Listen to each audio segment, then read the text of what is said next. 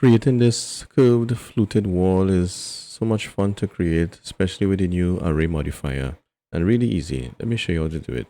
All right, so let me turn off this. You simply add a cylinder, all right, and we can leave it at 32.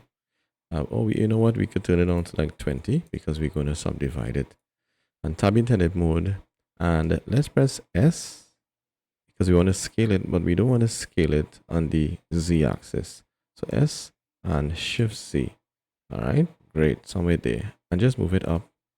And probably let's make this a little bit taller. So make sure we are scaling from the 3D cursor. Just press S and Z. We scale it up. Just about that. All right, good. So we have our cylinder, and you know what? Let's add our bevel and our subdivision surface one time. So that's too much of a bevel. 0.005 is good. Maybe 2 segments or 3. Probably like control 1. Yes. And shade smooth. All right, good. So we have our cylinder, and now let's add the array modifier. All right, and we're going to switch it to circle, and we want to have, let's say, like about a count of 8, and we could do a full arc, or we could do a full circle or an arc. Now the radius was 0, so if we spread it out, we get a full circle. But we just want an arc, and that's the cool thing. We could decrease this, right?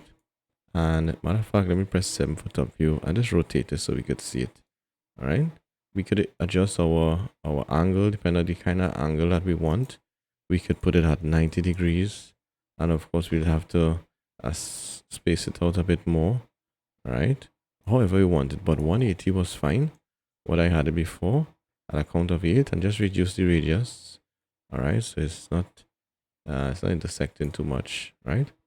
And that's pretty much it. There's our fluted curved wall. This is what we're going to add towards our collection, our product photography prop collection. So I'll see you in the next one.